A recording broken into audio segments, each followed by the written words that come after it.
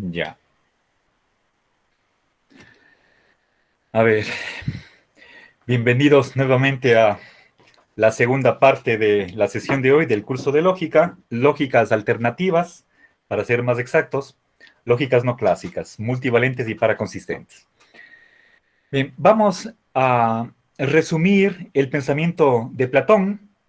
En primer lugar, les indiqué que según él hay grados de existencia. Se puede participar de la existencia en mayor o menor medida. En segundo lugar, que las formas en el periodo medio, sobre todo en el Fedón, en la República, no estoy hablando de sus diálogos de juventud, ni tampoco en los diálogos de la vejez, como el Parménides y el Sofista.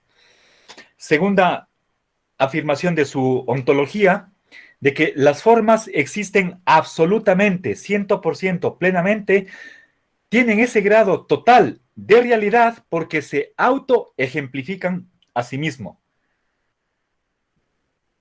de modo asimismo pleno y absoluto. La belleza es 100% bella, la justicia es 100% bella. No puede ser que la justicia no sea justa. En cambio, los entes sensibles de nuestro mundo movedizo, material, son contradictorios. Un juez puede tener una actuación justa e injusta. Una mujer puede ser bella y fea, etcétera, etcétera. ¿Sí? Un hombre puede ser débil y fuerte, etcétera, etcétera. ¿Sí? Bueno, no quiero, tal vez puse malos ejemplos. Alguien puede decir, a este profe está siendo sexista. Borro esos ejemplos para evitar esas críticas. Una persona puede ser, si es que mide unos 65, ¿es alta o baja? Puede ser ambas cosas. Un, un anillo de unos 14 quilates, ¿es áureo o no? La respuesta puede ser sí y no. Bien, para Platón, todo lo que está en la mitad, todo lo intermedio comparte las propiedades de los extremos, de ambos opuestos, ¿sí? Por más que sean contradictorios. El, Otra de las tesis es la de que Platón, a diferencia de Aristóteles, admite la regla de cercenamiento. Cuando un objeto tiene una propiedad en una determinada circunstancia, que puede ser de espacio, tiempo, comparación con respecto a, o sea, en un aspecto, o para alguien, ese objeto simplemente tiene la propiedad, ¿sí? De modo absoluto, en el sentido de no relativamente a un determinado parámetro. Y si tiene también la propiedad opuesta en un espacio, en un tiempo, en un aspecto, con respecto a algo, en comparación con algo, para alguien, entonces nuevamente puedo suprimir esa relativización y quedarme con la atribución sola, porque lo que explica que un objeto tenga una propiedad es la participación de ese objeto en la forma correspondiente, la participación. Entonces, el, y cuando hablamos de participación, estamos hablando de poseer la propiedad solamente en algún grado o en alguna medida. El, y finalmente, como última tesis platónica, Platón se opone al maximalismo.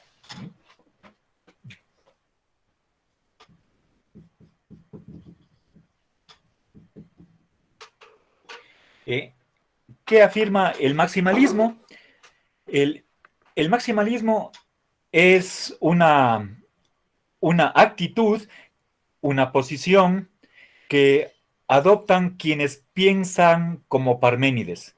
Cuando no hay grados, entonces, si es que un objeto tiene una propiedad, la tiene de modo absoluta, de modo absoluto.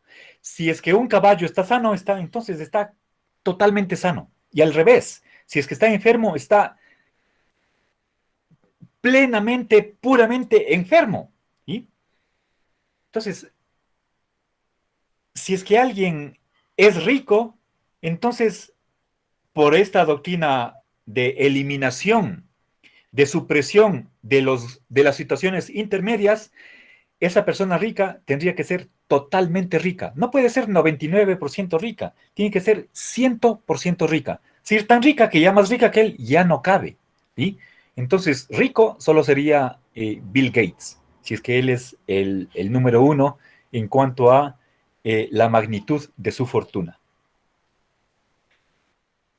Bien, pero seguramente pocos de ustedes estarán de acuerdo con, con ese maximalismo. ¿Sí? A ver, les voy a poner otro ejemplo.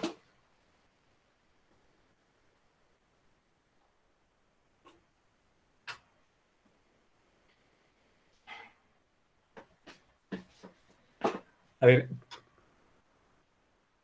tengo en mis manos 2 centavos. A ver, no sé si ven. Ya. Mi pregunta es si es que estos 2 centavos son idénticos, tienen absolutamente todas las, las mismas propiedades, exactamente el 1 centavo como el otro, son, a ver, mi pregunta es, ¿estos 2 centavos son idénticos, sí o no? ¿Qué dicen? Una pregunta sencilla. ¿Centavos idénticos?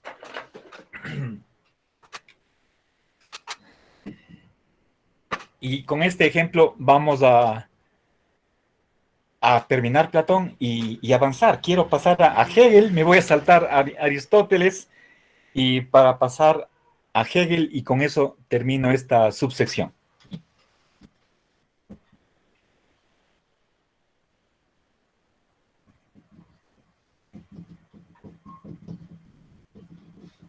¿Ya? Respuesta. A ver, vayan diciendo. ¿Qué dicen?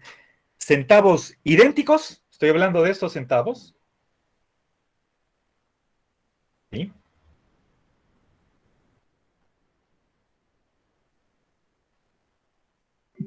No, profe, no son iguales. No, ya. A ver, ¿quién me da la respuesta dialéctica? Deberían darme por lo menos 15. Es que, profe, pueden que sean iguales, que tengan el mismo color, el mismo rostro, pero a lo mejor la fecha de impresión y todo no es igual. Entonces, yo pienso que no serían iguales. A Son ver, iguales, no son iguales, Marcelo. esa es la respuesta platónica. Efectivamente, la una moneda es del 2015 y la otra es del 2016. Si es que, si la una tiene una raya, puede ser que la otra no lo tenga, esa raya, ¿sí? Pero la respuesta, ¿quién habló antes? Parecería que era la voz de Denise, ¿o me equivoqué? ¿Quién Sí, habló? Ya, sí, Denis. Denise. Verá, parece que usted me está dando la respuesta de los maximalistas. Para que 2 monedas sean idénticas, tienen que ser totalmente idénticas, tener todas las propiedades en la misma medida. ¿Está de acuerdo con eso usted? O reconsiderando, diría, no, no, y sí, profe, sí son y no son. ¿Qué opina, Denise? No, o sea, no, no tampoco al extremo, pero más o menos, o sea, le iba a decir que no, no eran iguales, pero, o sea, a la respuesta que dio Tatiana sí, sí, sí está bien. Son y Ya, no. ya. Bueno, gracias, estimada Denise, ¿sí? Ok, entonces, es el mismo caso de la puerta, abierta o cerrada, ¿sí? Cuando está en la mitad, ¿sí? Bueno, les quería decir, nosotros tenemos un sistema de evaluación que va de 0 a 100, ¿sí? Para aprobar un curso. Quien tiene el... A ver, si es que tienen menos de 60 o no sacan 12 en el examen final o de suspensión, reprueban la materia, ¿sí? Si es que tienen más de 60, a condición de que sacaron 12 mínimo en el final, entonces aprobaron con regular. Si tienen de 70 a 79, pasan con buena. Si de 80 a 89, con muy buena. Y si de 90 a 99, perdón, de 90 a 100, pasaron con sobresaliente. Según el maximalismo, ¿quién sería un alumno estudioso aplicado? Según el maximalismo, el que pasa con ¿cuánto? Con el 100%. Pasa con 100. Con 100%. Entonces, el que pasó con 99% no es aplicado, no es estudioso, por más que le falte un punto. O si es que, de hecho, el sistema permite, recientemente se hizo una modificación, por más que tenga 99,99, como no es 100, no es aplicado. Lo siento. Eso dice el maximalismo. Yo creo que a lo mejor ninguno de ustedes pensará de ese modo. Y si no, por favor, manifiéstense. ¿Quién está de acuerdo con el maximalismo? ¿Nadie? Bueno, puede ser que alguien para sus adentros diga, parece que debería ser, pero no se atreve a manifestar. Bueno, ok. Ahora, entonces, el Platón es menos exigente. No cree que para que algo sea bello, tiene que ser totalmente bello. Si es que fuera así, entonces solo la belleza sería bella. Mientras que eh, una mujer, una flor, una vasija, un chimpancé, no serían bellos en absoluto, serían totalmente feos. ¿Sí? Platón no puede admitir eso. ¿Sí? Bueno, ahora voy con estos puntos, resumo el pensamiento platónico.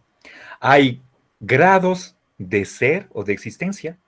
Las formas existen totalmente. Los entes sensibles son contradictorios. Aplica la regla de cercenamiento y se opone al maximalismo. Eso en los diálogos del periodo medio. ¿Sí? ¿Qué pasó al final de su vida? Platón creía que las formas no son contradictorias. La belleza es totalmente bella, la justicia totalmente justa. Pero al final bueno, no al final, ¿sí? Ya una vez que entra en la vejez, llegó a pensar que el, la justicia es buena, pero menos buena que la bondad en sí. Por lo tanto, la justicia no es buena. Debería haber contradicción en el propio mundo de las formas. ¿Sí? El no ser existe.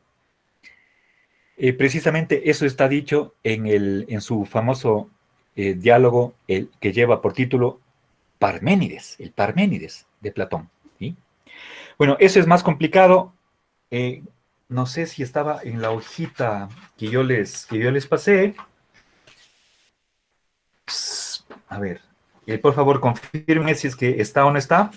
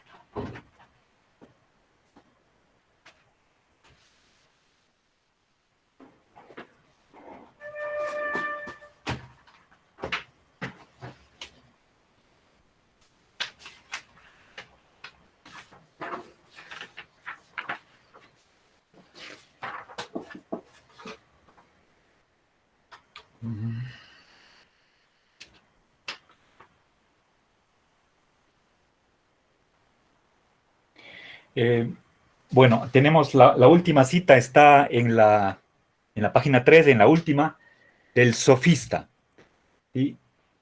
El nombre de de los, de las obras de Platón se las conoce por por su título en latín, por eso está sofista con PH. ¿Sí? Bueno, entonces, eso es Platón. ¿Sí?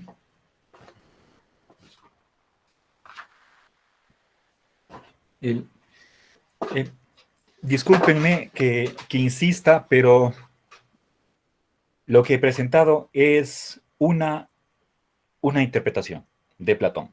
Me parece que bastante válida, justificada en la literalidad de los textos, pero hay historiadores, hay estudiosos que por creer que la única lógica que existe es la clásica, bivalente, al momento de tratar de entender esos pasajes en los que Platón habla de la contradicción, van a ser incapaces de admitir la literalidad de los textos y por lo tanto hacen ahí malabares para tratar de explicar esas supuestas o aparentes contradicciones. Nos zafamos de esa dificultad al admitir una lógica paraconsistente. ¿Sí? Eh, ahora, bien, entonces con esto termino Platón y quisiera, si es que no hay algún comentario o alguna inquietud de parte de ustedes, pasaría a ver lo que es Hegel. Solo les voy a leer unos 2 o 3 pasajes y cerramos este punto con un pequeño cuadro sinóptico. ¿Alguna pregunta, alguna inquietud, alguna crítica, un comentario? ¿No? Bien, verán, entonces nos saltamos desde tiempos de Platón a Hegel, no porque durante ese grandísimo espacio no haya habido pensadores dialécticos, los hubo, pero por falta de tiempo ya no puedo revisarlos. A ver, verán, Hegel, a ver, les voy a leer, les voy a pasar estas, son como unas por lo menos 4 pasajes de su obra. Esta que les voy a leer en primer lugar es de la historia de la filosofía. Dice, el conocimiento absoluto consiste en conocer que hay contradicción en la unidad y unidad en la contradicción. ¿Sí? Hay contradicción en la unidad. Lo que es uno como opuesto a pluralidad. ¿Sí? Lo que es uno es contradictorio. ¿Sí? Cada entidad obviamente es una, pero a la vez, si hacemos un buen análisis, vamos a declarar que ese uno es contradictorio. Por ejemplo, aquí tengo una taza. ¿Sí? Esta es una taza. Obviamente tiene este cilindro, acá una base, acá el huequito, la apertura, tiene una oreja. Entonces, ¿qué he dicho acá? Tiene una base, tiene un cilindro, tiene una boca y tiene ¿qué más? Una oreja. Tiene un dibujo. He mencionado 5 cosas. Acá abajo está la marca. 6 cosas. Está con un poquito de bebida. 7 cosas. Una cosa que es 7 cosas. Unidad y pluralidad. ¿Sí? Entonces, Hegel está diciendo que hay contradicción en la unidad. Y al revés. Unidad en la contradicción. ¿Qué más? Pasemos a la estética. Dice, aquel que pide que nada exista excepto lo que en sí mismo no implica contradicción, como identidad de los contrarios, al mismo tiempo está solicitando que no exista nada vivo. ¿Sí? O sea, los antidialécticos, según Hegel, al exigir que no haya contradicción, están eliminando todo el mundo de la vida, que la vida es contradictoria. A ver, siguiente, esto es nuevamente de Historia de la Filosofía. Dice, nos hace falta reconocer la contradicción que estaba presente en la existencia o dentro de la existencia. Eso es necesario. ¿Sí? Y finalmente, en la enciclopedia dice, unos conceptos contienen su propia negación. O tal vez es los conceptos, hablando en general. Los conceptos contienen su propia negación. Y esto de conceptos se podría generalizar a toda entidad. ¿Ya? Eso es Hegel, siglo XIX, ya es contemporáneo. A ver, fíjense, aquí tengo un par de líneas que debía haberlas incluido en ese par de hojitas acerca de la contradicción en la poesía. Dice, esto es de Antonio Machado, en su libro Juan de Mairena. Dice, hay que tener los ojos para ver las cosas como son, muy abiertos para ver las cosas como son, aún más abiertos para verlas otras de lo que son.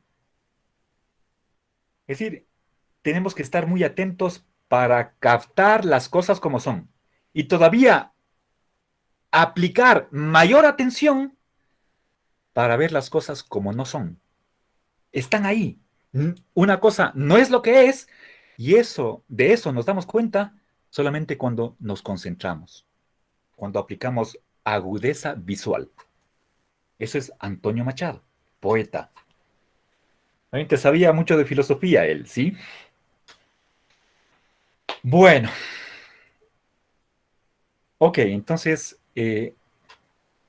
con esto, para terminar, yo les envié, tienen ustedes este cuadrito, ¿verdad? Les pedí que lo estudien y además les hice una pregunta. ¿Están ustedes de acuerdo con la visión dialéctica o antidialéctica? ¿Sí? Dialéctica gradualista y discontinuismo. Y ahí estoy aquí contrastando, comparando cómo piensa cada una de estas visiones de la realidad por lo que respecta al ser, a los opuestos, la transición. ¿Sí? Esto de transición es importantísimo y la contradicción. ¿Sí? Voy a anotar aquí la palabra transición y espero que ustedes, por favor, pongan atención a esto porque es una idea central, tal vez tan importante como la cuestión de grados. ¿Sí? Voy a ponerle acá. Transición.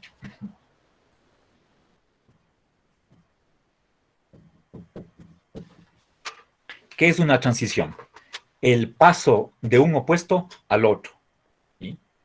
Ejemplo, de estar afuera a estar adentro, de ser día a ser noche, de estar vivo a ser muerto, estar muerto. ¿Sí? Bueno, ser muerto también como un estado permanente. Veamos en el par de opuestos día-noche. El uno se convierte en el otro. Pensemos en el crepúsculo, o en el atardecer, en el amanecer. Hoy más o menos a las 10 para las 6, cuarto para las 6, ya está aclarando. Obviamente, sabemos que el disco solar, la esfera solar, aparece sobre el horizonte, primero un arco, después ya una corona y finalmente la totalidad. Ese movimiento, de hecho es la Tierra la que se mueve, toma unos minutos. No sé, será 40 minutos, 50 minutos. Es un proceso, no es instantáneo. Y nosotros vemos cómo se va aclarando el cielo. En el atardecer, al revés. Si es que se da esa transición, situaciones intermedias entre dos extremos, entonces hay contradicción. En esa transición podemos decir es día y noche. Y está claro y oscuro, frío y calor, etc. Finalmente, ese es el día-noche es un ejemplo del ácrito. ¿Puede haber una transición de vida y muerte? Sí, y a eso le llamamos agonía. Una persona puede estar muy enferma el lunes y el viernes muere. Y durante esos 5 días cada vez se va empeorando, agravando. A veces decimos, está con un pie al otro lado. ¿Sí? Entonces, en esa agonía, cuando ya cada vez el deterioro del funcionamiento de los órganos, la atrofia, por supuesto, es paulatina, gradual, poco a poco, cuando se va intensificando esa muerte, entonces podemos decir, está vivo y está muerto. ¿Sí? Esa es la agonía. Bien, entonces, la, ¿la transición es real o es un invento de nosotros? ¿Sí? Bien, entonces, finalmente quiero hacer la pregunta que les puse en el e-virtual. ¿Se declaran dialécticos gradualistas, discontinuistas o me piden un poquito más de tiempo para pensar, para meditar, para leer más? ¿Sí? ¿Quiénes? Entonces, vamos a poner ¿sí? La alternativa entre discontinuismo y dialéctica.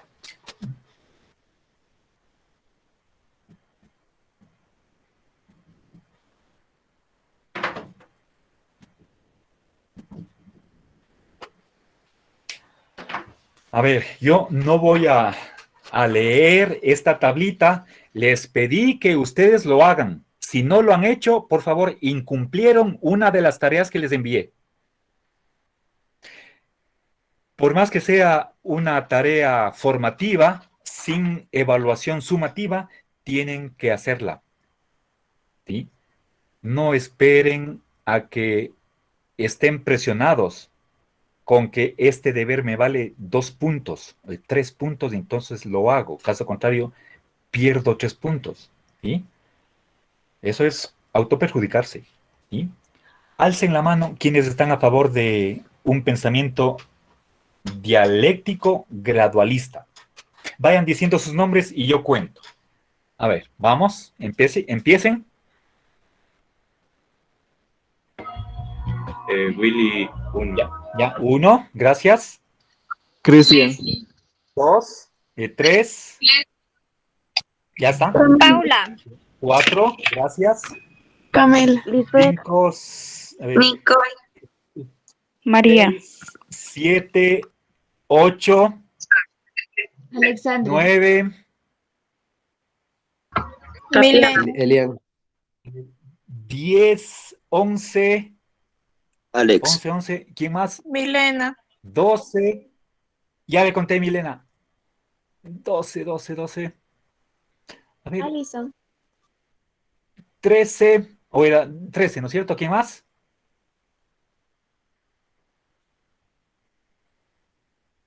13. No sé si le conté a Yomaira, ¿usted alzó la mano? ¿Se manifestó a favor? Yomaira, parece que no está presente. No, A ver, ya, usted no, no, nada ya, todavía. no se expresó, ya. Entonces quedamos en 13.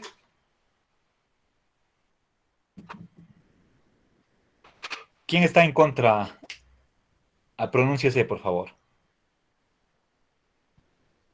Verán, 13, este rato están 11. Perdón, 22 menos yo, que no cuento. 21 estudiantes, 11 sería mitad más uno, y este rato tenemos 2 más de la mitad. En contra, alce la mano. ¿Quién? ¿Quién se manifiesta en contra?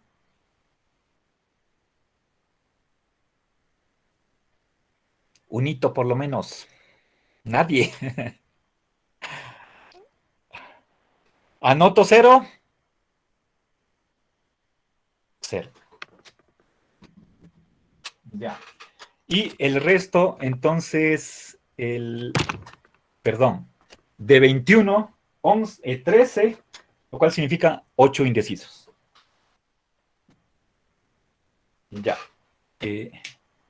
A ver, este es el resultado de esta subsección. ¿Sí? Bueno, voy a revisar cuántos inicialmente estuvieron. Es cuestión de ver en las fotos de los pizarrones. Está en el grupo de WhatsApp. Ahí podemos revisar, creo que, cuál fue el primer sondeo de opinión. Bueno, no voy a extenderme más en esto y voy a pasar a una brevísima historia sobre las lógicas no clásicas. ¿Algún comentario, alguna pregunta, inquietud o crítica? ¿Alguna objeción? ¿Sí? Alguien puede decir, profe, esto me parece simplemente un juego de palabras, puros sofismas, no me convence. Están en su derecho. ¿Sí? Pero, ¿alguien que quisiera comentar algo? Lorenzo tiene en rudimentos de lógica matemática, tiene una sección sobre las razones para pensar que deberíamos adoptar una lógica que acepte la contradicción. ¿Sí? Ya les voy a indicar exactamente de qué página a qué página está ese pasaje. Bueno, entonces voy a... Profe, ¿Sí? disculpe. Entonces, el discontinuo, ¿qué significa ser maximalista? Maximalista. Porque ahí decía todo o nada, es como decir, como antes le explicó ese ejemplo. Sí, sí. A ver, si es que... A ver, no quisiera afirmar que necesariamente todo discontinuista tiene que ser maximalista, pero supongo que algún filósofo, algún lógico puede ser maximalista, pero tampoco, perdón, sea discontinuista, pero no quiera aceptar que él sea maximalista. ¿Sí? Normalmente ambas corrientes, ambas tendencias van de la mano, pero no excluyo la posibilidad de que algún pensador sea discontinuista, pero a la vez rechace el maximalismo. ¿Sí? Porque él podría ser indeterminista, no admite grados, pero tampoco él conciba que la alternativa entre ser y no ser no es entre o todo o nada, sino simplemente, simple y llanamente ser o no ser. ¿Sí?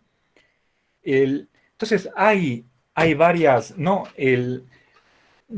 unamos necesariamente discontinuismo con maximalismo. Lo normal es que vayan juntas esas dos corrientes, pero como les explico, puede ser que alguien que sea discontinuista a alguien que sea discontinuista le disguste el maximalismo y por lo tanto ofrezca razones para rechazar el maximalismo, aunque sea discontinuista. ¿Sí? Gracias por la pregunta, Yomaira. ¿Alguna otra inquietud?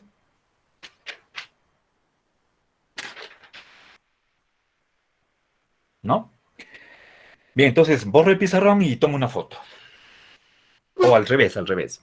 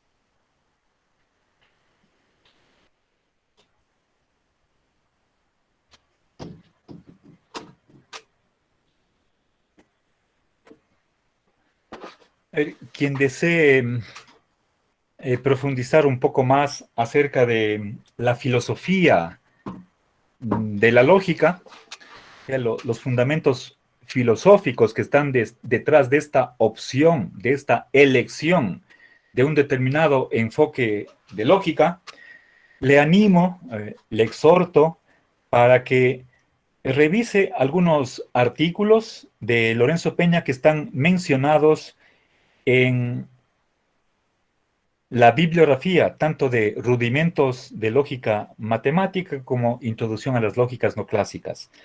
Esos artículos están en internet, vayan a la página de Lorenzo, les recuerdo es lorenzopena.es, vayan a la sección español y ahí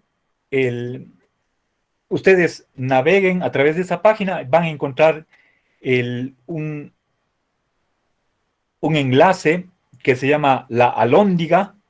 Alhóndiga es el repositorio digital del CSIC, Consejo Superior de Investigaciones Científicas, en donde trabajó desde, si no estoy mal, desde el año 87 hasta su jubilación creo que si no estoy mal, en el 2018. Entonces, están ahí sus escritos sobre lógica, filosofía de la lógica, y si no encuentran y están interesados por obtener ese escrito, comuníquenme y yo con todo gusto les ayudo a buscar, si es que no tengo yo mismo. Bien,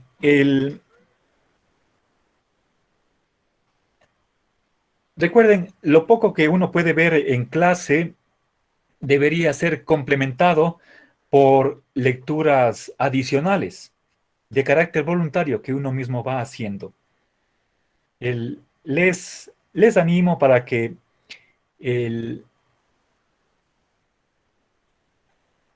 se familiaricen con este movimiento que en lógica es parcialmente revolucionario, en el sentido de que va más allá de la lógica tradicional, bueno, y la lógica clásica.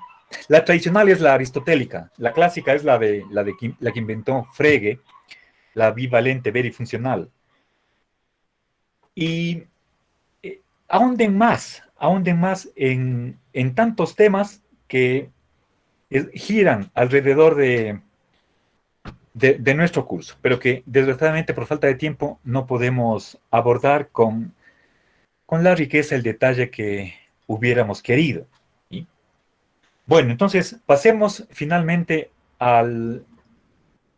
un brevísimo vistazo histórico de los jalones más importantes en el siglo XX, el siglo pasado, de novedades en el campo de historia de las lógicas no clásicas. A ver, el primero que tengo que mencionar, a ver, historia.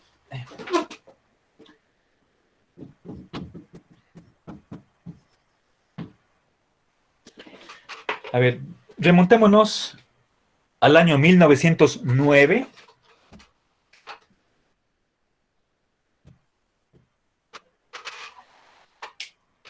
Y me voy a referir brevemente al autor Charles, o sea, Carlos Sanders Peirce. ¿Sí? La pronunciación de este apellido, el sonido de esta palabra es como el de monedero, de purse, purse. Bueno, yo realmente mi fonética inglesa no es de las mejores. Vayan a internet y hay sitios que pronuncian la palabra que ustedes ponen. ¿Sí? Bien, él fue el que en primer esbozó un sistema de lógica trivalente.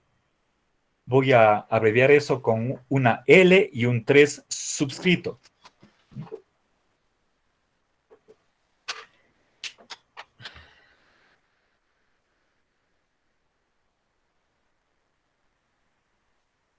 ¿Ya? Bien, es decir, él habría que añadir un tercer valor de verdad que sea algo así como un campo limítrofe entre lo verdadero y lo falso, entre la afirmación y la negación, como ensanchamiento de la lógica clásica, ¿sí? Ampliar los dos valores clásicos con un tercer valor que venga a enriquecer la dualidad que nos ofrece la lógica clásica, ¿sí?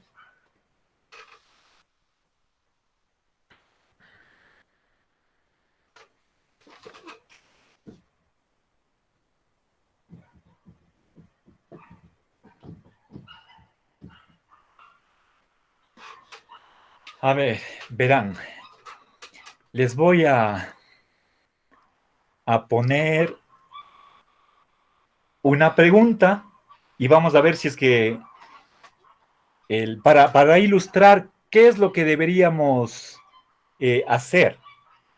¿Qué pasa si es que yo les pregunto, a ver, pongamos dos extremos, por un lado la física, la química, la biología,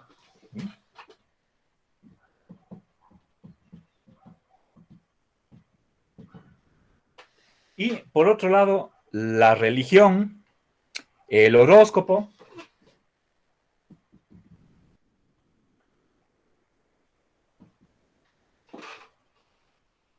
la astrología.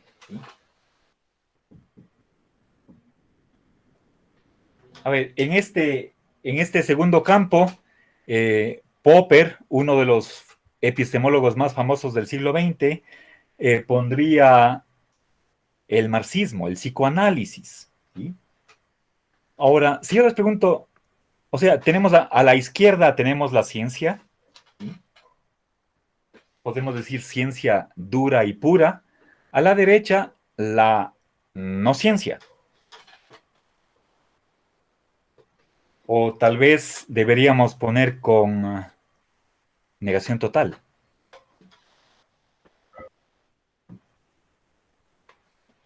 Ya, y si yo les pregunto, ¿dónde está la filosofía? ¿A la izquierda o la derecha? Respuesta.